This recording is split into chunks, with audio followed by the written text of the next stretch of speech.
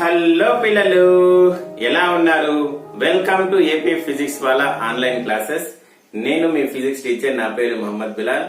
Acid, bases and salt part 2 తో మళ్ళీ మీ ముందుకు వచ్చేసాను. ప్రీవియస్ వీడియో చూడకపోయింటే తప్పకుండా చూడండి.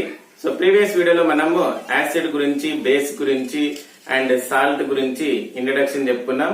అదే విధంగా indicators, types of indicators use చేసి ఏ విధంగా క్లాసిఫై చేస్తాం యాసిడ్, బేస్ అనేది కూడా యాక్టివిటీ చేసాం. సో ఒకసారి క్విక్ రివిజన్ చేసుకొని ఈ రోజు క్లాస్ ని స్టార్ట్ చేద్దామా? Acid is sour in taste. It turns blue litmus to red litmus and produces H3O plus ions in aqueous solution. Base is bitter in taste and soapy to touch. It produces OH minus ions in aqueous solution. Salts are obtained when acids reacts with metals. And indicators are the chemical substances which gives different colors in acidic or basic solution. So next our topic is olfactory indicator. What are olfactory indicators? There are some substances whose order changes in acidic or basic solutions. Such substances are called olfactory indicators. Acidic లేదా basic solutions లో తమ వాసనని change చేసుకుంటాయి. అలాంటి substances ని మనం ఏమంటామంటే olfactory indicators అంటాం. These are specially designed for blind peoples, especially blind students. So లాబొరేటరీలో బ్లైండ్ స్టూడెంట్స్ కోసము ఈ olfactory indicators ని డిజైన్ చేయడం జరిగింది. సో వాసనని బట్టి వాళ్ళు క్లాసిఫై చేస్తారు. The given substance is acid or base. There are some substances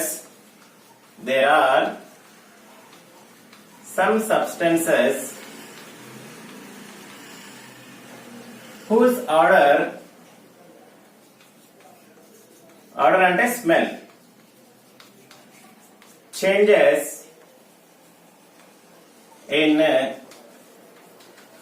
acidic or basic solution. Such substances are called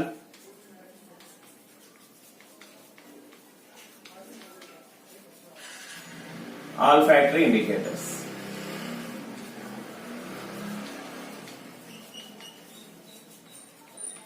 Example: onions, clove oil, etc. are used as olfactory indicators. For example, onions తీసుకోండి. Onions ని బాగా wash చేసుకొని సన్నటి pieces గా cut చేయండి. Cut చేసిన తర్వాత clean గా ఉండే 2 కాటన్ క్లాత్స్ ని తీసుకొని ఆ ఆనియన్స్ ఆ కాటన్ క్లాత్స్ లో పెట్టి ఫ్రిడ్జ్ లో రాత్రంతా పెట్టండి. మళ్ళీ బయటికి తీసిన తర్వాత ఆ కాటన్ క్లాత్స్ లో స్మెల్ చూస్తే ఆనియన్ స్మెల్ అనేది వచ్చేసి ఉంటుంది. ఇప్పుడు ఆ 2 క్లాత్స్ ని సెపరేట్ గా పెట్టుకొని ఏదైనా టేబుల్ పైన యాసిడ్స్, బేసెస్ తో టెస్ట్ చేయండి. అంటే ఆ క్లాస్ పైన యాసిడ్, బేస్ వేయండి. ఇప్పుడు స్మెల్ ని అబ్జర్వ్ చేయండి. మీరు ఏం అబ్జర్వ్ చేస్తారంటే బేస్ లో ఆనియన్ ఒక స్మెల్ అనేది అలాగే ఉంటుంది, యాసిడ్స్ లో చేంజ్ అయి ఉంటుంది. అంటే onions are used as acidic indicators. So అర్థమైంది అనుకుంటా. Next go for another topic. Note చేసుకోండి. అలాగే వెనిలా ఎసెన్స్ కూడా యూజ్ చేయొచ్చు. olfactory indicators గా వెనిలా ఎసెన్స్ ని కూడా యూజ్ చేయొచ్చు. Next topic reaction of acids with metals. Acids metals తో రియాక్ట్ అయితే ఏం జరుగుతుంది? ఈ టాపిక్ ని అర్థం చేసుకోవడానికి ఒక జనరల్ ఫార్ములా అనుకుందాం, తర్వాత ఒక ఎగ్జాంపుల్ తీసుకుందాం, తర్వాత యాక్టివిటీ అనేది చూద్దాం. సో రండి స్టార్ట్ చేద్దాం. ఏం సార్ జిఎఫ్ రాశారు? ఎడైనా జిఎఫ్ అంటే గర్ల్ ఫ్రెండ్ అనుకున్నారు. గర్ల్ ఫ్రెండ్ కాదు, ఇక్కడ జనరల్ ఫార్ములా. సో కరోనా ఉన్న నేపథ్యంలో అన్ని స్కూల్స్ దాదాపు ఆన్లైన్ క్లాసులు స్టార్ట్ చేశారు. సో పేరెంట్స్ మీ భవిష్యత్తు బాగుండాలని, సో ఆన్లైన్ క్లాసులు మిస్ కాకూడదని మీకు సెల్ ఫోన్స్ అనేవి కొనిస్తున్నారు. సో మీరు దాన్ని యూజ్ చేసుకోండి, మిస్యూజ్ చేయొద్దండి. సో ఈ ఏజ్ లో మీకు డిస్ట్రాక్షన్స్ చాలా ఉంటాయి. సో ప్రేమ, పెళ్లి, పిల్లలు ఈ కాన్సెప్ట్ లోకి వెళ్ళొద్దండి. సో లేదు సార్ మా ఇష్టం వచ్చింది మేము చేస్తామంటే మిమ్మల్ని ఎవరు బాగా చేయలేదు. మీ ఆలోచనలన్నీ ఎడ్యుకేషన్ పైనే ఉండాలి. సో కొన్ని కావాలంటే కొన్ని వదులుకోవాలి. ఇప్పుడు ఈ డిస్ట్రాక్షన్స్ అన్ని వదిలేయండి. సో ఆన్లైన్ గేమ్స్ అని, సో చాటింగ్స్ అని, మీటింగ్స్ అని ఇవన్నీ వదిలేయండి. సో కేవలం ఎడ్యుకేషన్ పైనే ఉండండి. ఒక 5-6 ఇయర్స్ తర్వాత చూడండి అద్భుతం అనేది జరుగుతుంది. సో కొన్ని కావాలంటే కొన్ని వదిలేయాలి. లేదు మాకు ఇప్పుడు ఏమనిపిస్తే అదే చేస్తామంటే మిమ్మల్ని ఎవరు బాగా చేయలేరు. సో క్లాస్ చెప్పుకుందాం, ఇప్పటికే మాటలు ఎక్కువైపోయాయి. సో జిఎఫ్ మళ్ళీ చెప్తున్నాం, జిఎఫ్ అంటే గర్ల్ ఫ్రెండ్ కాదు, జనరల్ ఫార్ములా. చూద్దాం. యాసిడ్ మెటల్ తో రియాక్ట్ అయితే ఏం జరుగుతుంది? యాసిడ్ మెటల్ తో రియాక్ట్ అయితే కరస్పాండింగ్ సాల్ట్ ని ఇస్తుంది, ప్లస్ హైడ్రోజన్ గ్యాస్ ఇస్తుంది. సో యాసిడ్ కనుక మెటల్ తో రియాక్ట్ అయితే ఏం ఫామ్ చేస్తుంది? సాల్ట్ ఫామ్ చేస్తుంది, హైడ్రోజన్ గ్యాస్ అనేది ఫామ్ చేస్తుంది. సరేనా? ఒక ఎగ్జాంపుల్ తీసుకుంటాను ఇక్కడ. సో యాసిడ్ అనేది ఒక ఎగ్జాంపుల్ తీసుకుంటాను. యాసిడ్ HCl తీసుకుంటాను, మెటల్ జింక్ తీసుకుంటాను, అండ్ సో HCl జింక్ తో రియాక్ట్ అయ్యి ఏం సాల్ట్ ని ఫామ్ చేస్తుంది అంటే జింక్ క్లోరైడ్ ని ఫామ్ చేస్తుంది, అండ్ హైడ్రోజన్ గ్యాస్. బ్యాలెన్స్ ఉందా? బ్యాలెన్స్ లేదు, బ్యాలెన్స్ చేయండి. సో ఇక్కడ 2 పెట్టండి. సో సరిపోయింది. 2H 2H 2Cl 2Cl. So according to law of conservation of mass అనేది before and after reaction, so mass అనేది ఏముగా ఉండాలి? ఈక్వల్ గా ఉండాలి. కాబట్టి మనం ఏం చేయాలి? రియాక్షన్ అయిపోతున్న వెంటనే చూసుకోవాలి, బ్యాలెన్స్ ఉందా లేదా అని చూసుకోవాలి. అండ్ బ్యాలెన్సింగ్ ఎట్లా చేస్తారు, ఏం చేస్తారు అనేది ప్రీవియస్ క్లాస్ అంటే 9th క్లాస్ లో మీరు నేర్చుకొని ఉంటారు. సో ఇప్పుడు యాక్టివిటీ చేద్దామా? అర్థమైందా? యాసిడ్ మెటల్ తో రియాక్ట్ అయితే ఏం జరుగుతుంది? సాల్ట్ ని ఫామ్ చేస్తుంది, హైడ్రోజన్ గ్యాస్ ని ఫామ్ చేస్తుంది. రండి ఒక యాక్టివిటీని చేద్దాం. డయాగ్రామ్ చూడండి. ఈ యాక్టివిటీ చేయాలంటే మనకి ఏమేం ఆపరేటర్స్ కావాలంటే చూడండి. ఇక్కడ రిటార్డ్ స్టాండ్ కావాలి, బాయిలింగ్ టెస్ట్ ట్యూబ్ కావాలి, రబ్బర్ కార్క్ కావాలి, డెలివరీ ట్యూబ్ కావాలి, బర్నింగ్ మ్యాస్టిక్ కావాలి, జింక్ పీసెస్ కావాలి, డైల్యూట్ HCl యాసిడ్ కావాలి. సో ఈ మెటీరియల్స్ మనకి అవసరం అవుతాయి. ప్రొసీజర్ చూద్దామా? ఇక్కడ చూడండి, ఒక టెస్ట్ ట్యూబ్ తీసుకోండి, బాయిలింగ్ టెస్ట్ ట్యూబ్ తీసుకున్నారా? తర్వాత ఏం చేయాలంటే 10 ml డైల్యూట్ HCl యాసిడ్ ఈ టెస్ట్ ట్యూబ్ లోకి తీసుకోండి. తీసుకున్నారా? సో తర్వాత ఏం చేయాలంటే కొన్ని జింక్ పీసెస్ ఈ టెస్ట్ ట్యూబ్ లో యాడ్ చేయండి. మీరు ఏం అబ్జర్వ్ చేస్తారంటే ఒక కలర్లెస్ గ్యాస్ అనేది ఇక్కడ ఎవాల్వ్ అవుతుంది. ఆ గ్యాస్ ని ఈ బర్నింగ్ మ్యాస్టిక్ కి ఎక్స్పోజ్ చేయండి. చేసిన తర్వాత ఏం గమనిస్తారంటే ఆ బర్నింగ్ మ్యాస్టిక్ అనేది పాప్ సౌండ్ చేస్తూ బర్న్ అవుతుంది. ఎ gas which burns with pop sound is nothing but hydrogen gas. Hydrogen gas మాత్రమే పాప్ సౌండ్ చేస్తూ బర్న్ అవుతుంది. తర్వాత ఇక్కడ ఏం కెమికల్ రియాక్షన్ జరిగి ఉంటుందంటే జింక్ క్లోరైడ్ అనేది ఫామ్ అయి ఉంటుంది. Zinc chloride and hydrogen gas. అర్థమైంది అనుకుంటా. సో రండి ఇప్పుడు రాసుకుందాం ప్రొసీజర్. చూడండి, ఆపరేటర్స్ ఏమేమి కావాలంటే dilute HCl, rubber cork, stand, boiling test tube, delivery tube, zinc pieces and burning mastic. రండి ప్రొసీజర్ చూద్దాం.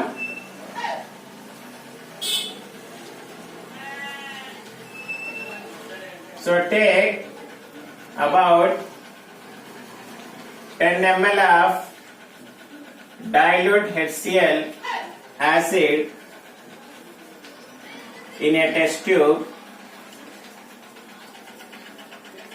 and add few grams of zinc pieces to it. Zinc pieces to it. So pass చేసుకో, రాసుకోండి. తర్వాత ఏం జరుగుతుందంటే we observe that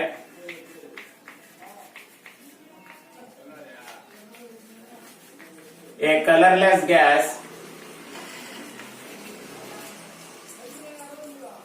evolved. Expose this gas to a burning matchstick.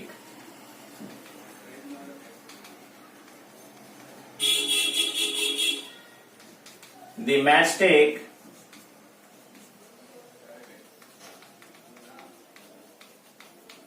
burns with a pop sound,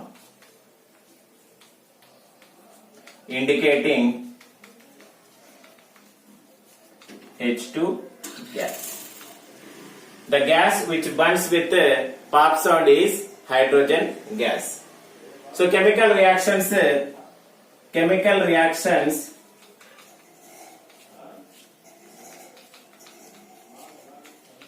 occurred in this activity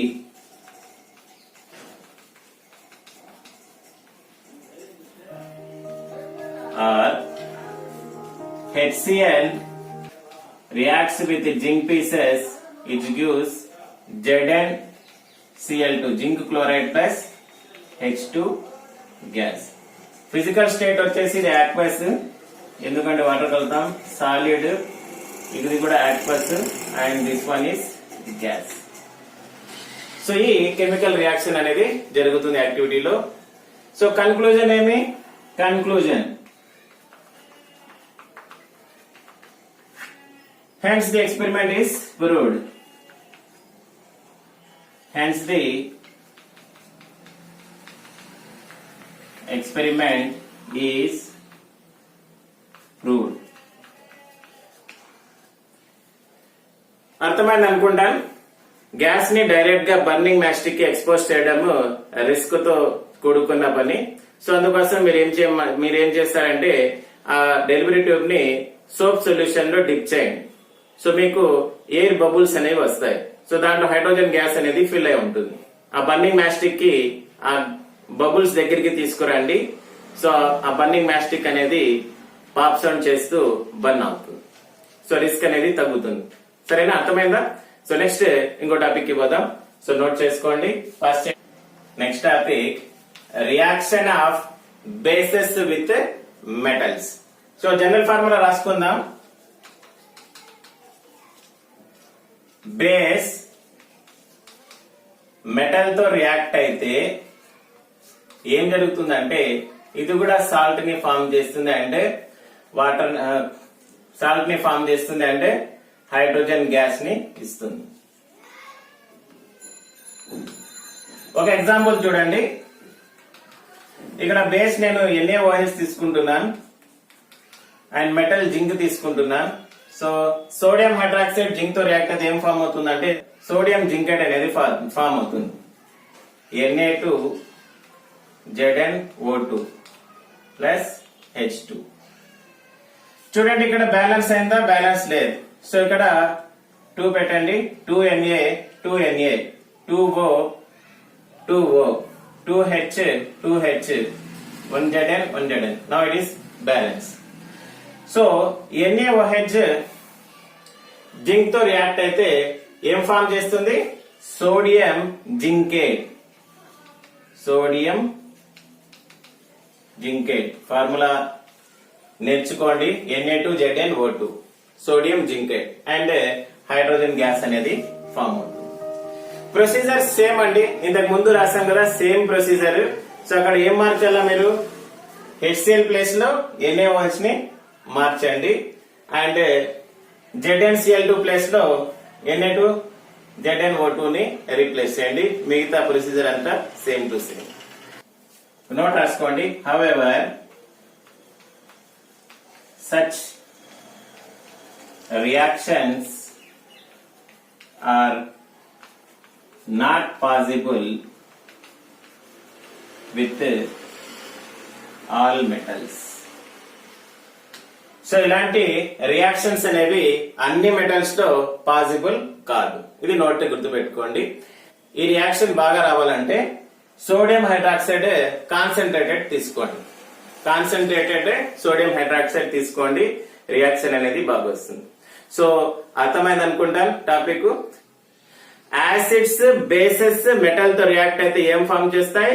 corresponding salt ని form చేస్తాయి and hydrogen gas ని ఇస్తాయి. So hope you understand this topic. Next పదండి ఇంకో topic కి వెళ్దాం. Reaction of carbonates and metal hydrogen carbonates with acids. Carbonates metal hydrogen carbonates acids తో reacts అయితే ఏం ప్రొడక్ట్స్ అనేవి ఫామ్ చేస్తాయి అనేది నెక్స్ట్ టాపిక్. సో రండి జనరల్ ఫార్ములా చూద్దాం. జనరల్ ఫార్ములా బాగా నేర్చుకోండి. ఒక ఎగ్జాంపుల్ అనుకోండి.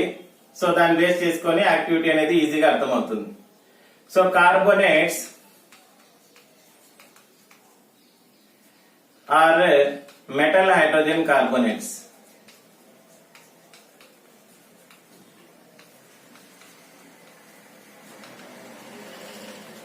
యాసిడ్స్ తో రియాక్ట్ అయితే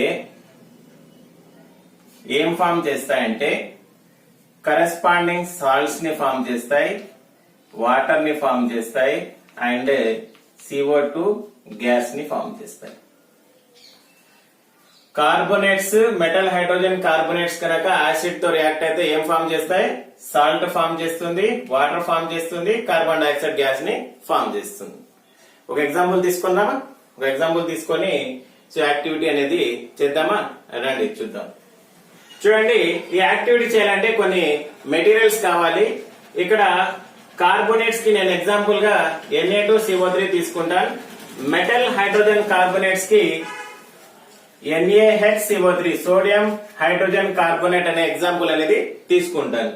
ఇప్పుడు చూడండి, ఇక్కడ HCl కావాలి, సోడియం కార్బోనేట్ కావాలి, కాల్షియం హైడ్రాక్సైడ్ సొల్యూషన్ కావాలి, lime solution lime water, delivery tube కావాలి, థస్టిల్ ఫనల్ కావాలి, బాయిలింగ్ టెస్ట్ ట్యూబ్ కావాలి అండ్ 2 హోల్డ్ రబ్బర్ కార్క్ అనేది కావాలి. చూద్దాం, ప్రొసీజర్ చూద్దాం రండి. సో ఒక బాయిలింగ్ టెస్ట్ ట్యూబ్ తీసుకోండి. తీసుకున్నారా? తీసుకున్న తర్వాత ఏం చేయాలంటే take about 0.5 gram of sodium carbonate. So 0.5 gram sodium carbonate తీసుకోండి. సో 0.5 గ్రామ్ తీసుకున్నారా టెస్ట్ ట్యూబ్ లో. తర్వాత 2 ml of dilute HCl acid ని టెస్ట్ ట్యూబ్ లోకి యాడ్ చేయండి. సో చూడండి, ఇక్కడ with the help of thistle funnel. ఈ థస్టిల్ ఫనల్ ఎందుకు యూజ్ చేస్తామంటే సన్నని ఫనల్ లాగా ఉంటుంది. So small amount of liquids ని యాడ్ చేసుకోవడానికి ఈ థస్టిల్ ఫనల్ అనేది యూజ్ చేస్తాం. సో టస్టిల్ ఫనల్ సహాయంతో about 2 ml of dilute HCl acid test tube లో యాడ్ చేయండి. యాడ్ చేసుకున్నారా? తర్వాత ఏం జరుగుతుందంటే ఒక కలర్లెస్ గ్యాస్ అనేది ఎవాల్వ్ అవుతుంది. ఆ గ్యాస్ ని పాస్ చేయండి దేంట్లోకి? లైమ్ సొల్యూషన్ లోకి, కాల్షియం హైడ్రాక్సైడ్ సొల్యూషన్ లోకి దీన్ని పాస్ చేయండి. సో ఇక్కడ మీరు ఏం గమనిస్తారంటే this calcium hydroxide solution milky white గా టర్న్ అవుతుంది. Milky white. లైమ్ వాటర్ ని మిల్కీ వైట్ గా మార్చేది ఏదైనా గ్యాస్ ఉందా అంటే అది కార్బన్ డైఆక్సైడ్ గ్యాస్. అంటే ఇక్కడ ఎవాల్వ్ అయిన గ్యాస్ ఏమంటే కార్బన్ డైఆక్సైడ్ గ్యాస్ అని అర్థం. ఇప్పుడు దీంట్లో కెమికల్ రియాక్షన్ ఏం జరిగి ఉంటాయి అనేది ఇప్పుడు మనం రాసుకుందాం. సో పాస్ చేయండి, డ్రా చేసుకోండి డయాగ్రామ్. నెక్స్ట్ ప్రొసీజర్ రాద్దాం. చూడండి procedure. So take about 0.5 grams of Na2CO3 into a boiling test tube and add about 2 ml of dilute HCl acid to it. We observe that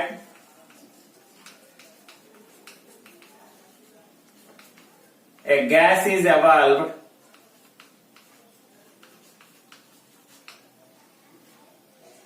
and pass this gas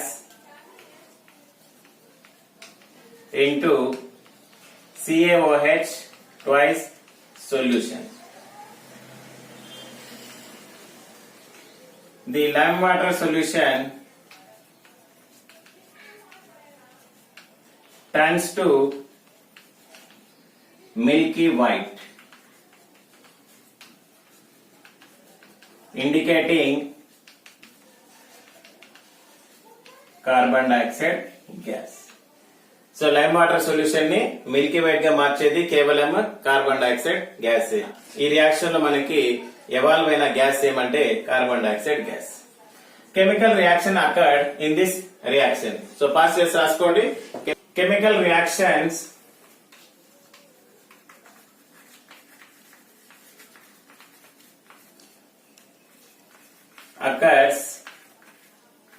occurred in this activity. Na2CO3 carbonate కి నేను example ఏం తీసుకున్నానంటే sodium carbonate తీసుకున్నాను. Acid తో react అయితే ఏం form చేస్తుందంటే ఇది salt form చేస్తుంది, వాటర్ ఫామ్ చేస్తుంది అండ్ కార్బన్ డైఆక్సైడ్ గ్యాస్ ని ఫామ్ చేస్తుంది. బ్యాలెన్స్ ఉందా? చూడండి, బ్యాలెన్స్ లేదు. ఇక్కడ సోడియం 2 ఉన్నాయి, ఇక్కడ ఒకటే ఉంది. సో ఇక్కడ 2 పెట్టండి. సో ఇక్కడ 2 పెట్టండి. ఇప్పుడు చూడండి, 2Na 2Na 1C 1C 3 oxygens 3 oxygens 2 hydrogens 2 hydrogens 2 chlorines 2 chlorines. Now it is balanced. The reaction occurred in lime water solution is CaOH twice plus carbon dioxide gives ఏం ఫామ్ చేస్తుందంటే CaCO3 calcium carbonate and water ని form చేస్తుంది. అంటే carbonates కనుక acids తో react అయితే salt form చేస్తుంది, water form చేస్తుంది అండ్ కార్బన్ డైఆక్సైడ్ గ్యాస్ ని ఫామ్ చేస్తుంది. అంటే ఆ గ్యాస్ కార్బన్ డైఆక్సైడ్ అని ఎలా తెలుసుకుంటామంటే దాన్ని లైమ్ వాటర్ లోకి పాస్ చేస్తాం. సో లైమ్ వాటర్ యొక్క సొల్యూషన్ అనేది మిల్కీ వైట్ గా మారుతుంది. సో ఆ గ్యాస్ అనేది కార్బన్ డైఆక్సైడ్ అనేది మనము డిసైడ్ చేస్తాం. సో రండి next topic, reaction of metal hydrogen carbonates with acids చూద్దాం. Next reaction of metal hydrogen carbonates with acids. So general formula order రాసాం. ఒక ఎగ్జాంపుల్ చూద్దాం. ఇక్కడ మెటల్ హైడ్రోజన్ కార్బోనేట్ కి నేను ఏం తీసుకున్నానంటే సోడియం హైడ్రోజన్ కార్బోనేట్ తీసుకుంటాను ప్లస్ యాసిడ్ ఇక్కడ HCl తీసుకుంటాను. ఏం ఫామ్ అవుతుందంటే సాల్ట్ ఫామ్ అవుతుంది NaCl, వాటర్ ఫామ్ అవుతుంది అండ్ కార్బన్ డైఆక్సైడ్ గ్యాస్ అనేది ఫామ్ అవుతుంది. సో ఇంతకు ముందు రాస్తాను చూడండి యాక్టివిటీ. ఆ యాక్టివిటీలో ప్రొసీజర్ అంతా సేమ్ టు సేమ్. మార్చాల్సింది ఏమంటే Na2CO3 ప్లేస్ లో NaHCO3 ని మార్చాలి. బ్యాలెన్స్ ఉందేమో చూడండి. I think it is balance. 1Na 1Na 1H 1H 2H 2H 1C 1C 3O3 3O3. So now it is a balance. Cl కూడా చూడండి, Cl1 Cl1 బ్యాలెన్సింగ్ గా ఉంది. అంటే ఇక్కడ కన్క్లూజన్ ఏమంటే when acids reacts with carbonates, metal hydrogen carbonates, they give salt, water and carbon dioxide gas. So మీకు ఈ topic అర్థమైంది అనుకుంటాను. సో మా ఈ వీడియో నచ్చినట్లయితే తప్పకుండా లైక్ చేయండి, షేర్ చేయండి అండ్ సబ్స్క్రైబ్ చేయడం మర్చిపోకండి. తప్పకుండా సబ్స్క్రైబ్ చేయండి. జై హింద్.